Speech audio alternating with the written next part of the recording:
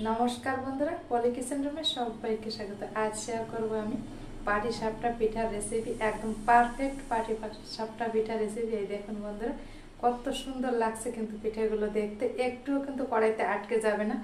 খুবই সহজভাবেই আজকে বুঝিয়ে দেব পাটি সাপটা পিঠা। যে কোনোদিন বানায়নি নূতন, সে কিন্তু অবশ্যই এই টিপসগুলো ফলো করলে অবশ্যই কিন্তু বানাতে পারবে। তো ভিডিওর কোনো অংশ যদি ভালো লেগে থাকে প্লিজ বন্ধুরা ভিডিওটি একটা লাইক দিয়ে ভিডিওটি দেখা শুরু করবেন। আর রেসিপিটি ভালো লাগলে আমার চ্যানেলটি সাবস্ক্রাইব করে পাশে থাকবেন, আর পাশে থাকা বেল আইকন প্রেস করবেন পরবর্তী নোটিফিকেশন পাওয়ার জন্য। তাহলে কথা না বাড়িয়ে দেখে নেওয়া যায়। তো বাড়িতেই আমি চালটাকে গুঁড়ো করে হিসাবটা বানাতে আমি কি কি উপকরণগুলো নিয়েছি একবার বলে দিব। তো এখানে নিয়েছি সুজি, নিয়েছি চালের গুঁড়া, ময়দা, লবণ আর নারকেল কোড়া আর চিনি, আর দুধটাকে আমি জ্বালিয়ে রেখেছি, ওটা দেখাবো। তাহলে দেখুন কিভাবে করি। তবে আমি গ্যাসটাকে ধরে দিব।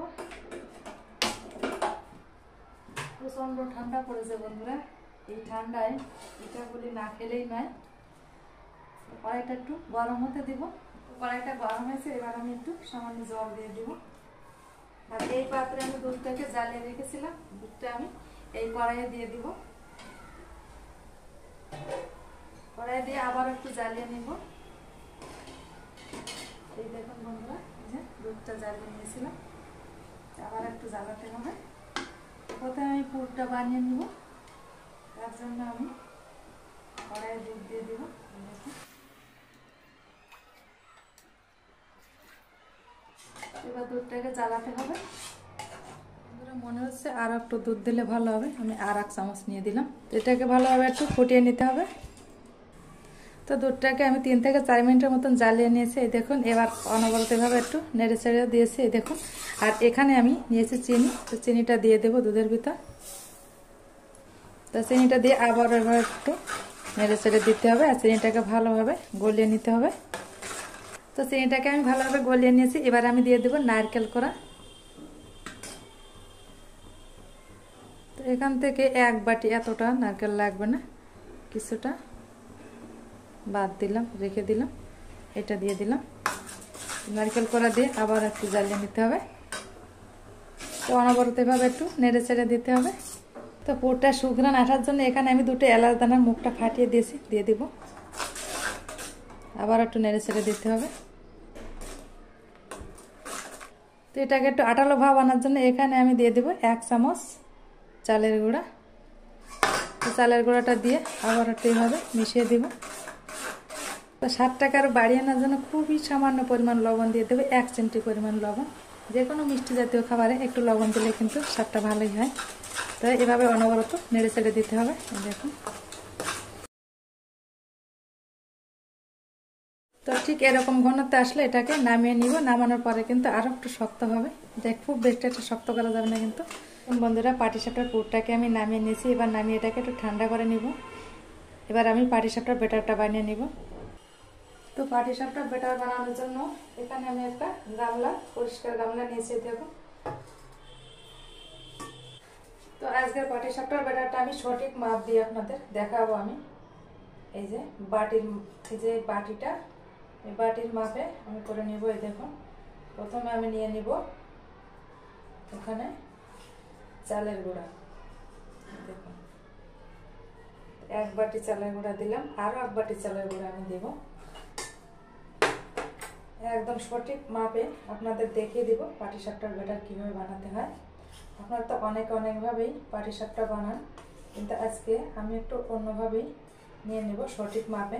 তো দেখুন, এখানে 2 বাটি চালের গুঁড়া ছিল, তো দেখানোর জন্য আমি বাটিতেই নিয়ে দেখালাম। এই দেখুন, 2 বাটি ছিল কিন্তু। তো বন্ধুরা, প্রথমে তো আমি 2 বাটি চালের গুঁড়া দিলাম। ওই একই বাটির আমি এখানে 2 বাটি চালের গুঁড়া আর নিয়েছি একই বাটির 1 বাটি ময়দা।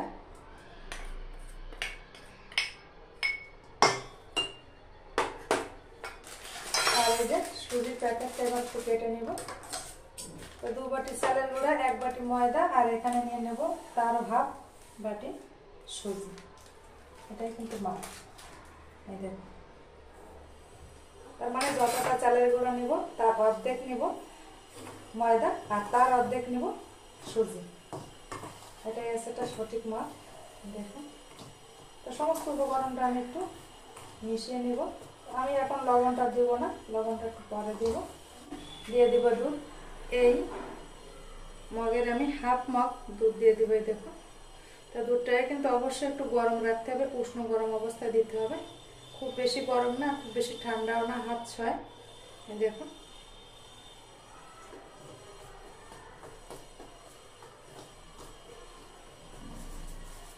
দুধটা দিয়ে একটু মিশিয়ে নিব।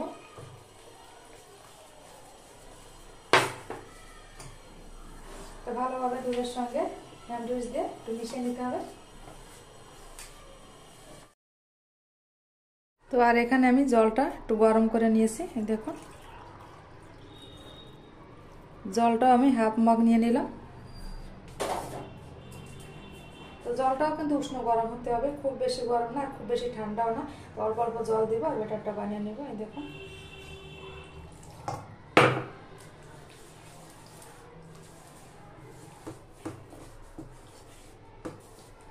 তো আবার একটু জল দেব। আমি এখানে চিনি দিয়ে দেব। এই চামচে 2 চামচ চিনি দেব। খুব বেশি একটা চিনির দরকার হবে না, কারণ পুরের ভিতর তো চিনি দেওয়াই আছে। খুব বেশি একটা চিনি দিলে এটা ভাজার সময় কিন্তু আটকে যায়, ভালোভাবে ওঠে না। আর খুব বেশি একটা চিনির দরকারও নেই, কারণ পুরের ভিতর চিনি আছে, ওটাই যথেষ্ট। এবার এর ভিতরে আমি অল্প পরিমাণ, খুবই অল্প পরিমাণ লবণ দিয়ে দিব। তো লবণ আর চিনিটা দিয়ে আবার একটু মিশিয়ে নিতে হবে। ঘনত্বটা ঠিক এরকম হতে হবে, খুব বেশি পাতলা হবে না, খুব বেশি ঘন হবে না। এই দেখুন, চামচের পিছন থেকে দেখা যাচ্ছে গায়ে লেগে আছে। তো সুজি দেওয়া আছে। এবার আমি এটাকে ঢেকে 1 ঘন্টার জন্য ঢেকে রাখবো। ফিরে আসছি 1 ঘন্টা পর। ঢেকে দিলাম। তো এবার পুরোনো একটা কাপড় দিয়ে, পরিষ্কার কাপড় দিয়ে আমি একটু হালকা তেল মাখিয়ে নিলাম। এই দেখুন, কড়াই দিয়ে দিলাম আর 1 চামচ বাটার দিয়ে দিলাম। আর এখানে পাটিসাপটার পুরটা আমি একটু লম্বা করে দিয়ে দিলাম। এই দেখুন, তো এবার আমি উল্টে দেব পাটিসাপটাটাকে। দেখুন, একটুকুও কিন্তু কড়াইতে লাগবে না, দেখতেই পাচ্ছেন আমার কড়াইতে কিন্তু একটুকুই লাগবে না।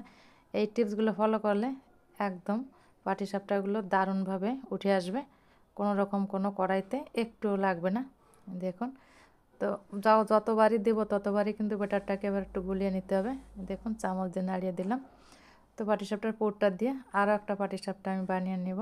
দেখুন, তো পিঠাগুলো কিন্তু আমার দারুণভাবেই উঠে যাচ্ছে, কোনো রকম কোনো কড়াইতে কিন্তু আটকে যাচ্ছে না বন্ধুরা। শুধু এই রকম টিপস ফলো করলে কিন্তু পাটিসাপটাগুলো ভাজতেও সুবিধা হয়, কোনো রকম কড়াইতে কিন্তু আটকে যায় না। তো এই দেখুন, তো এক এক করে আমি পাটিসাপটাগুলোকে ভেজে নিলাম। অলরেডি কটা পাটিসাপটা হয়ে গেল ভাজা। এবার বাকি পাটিসাপটাগুলো ঠিক এভাবে ভেজে নেব। তো প্লিজ বন্ধুরা, ভিডিওর কোনো অংশ যদি ভালো লেগে থাকে চ্যানেলটি সাবস্ক্রাইব করে পাশে থাকবেন আর পাশে থাকা বেল আইকন প্রেস করবেন। তো এই দেখুন বন্ধুরা, পিঠাগুলোকে আমি এক এক করে বানিয়ে নিয়েছি।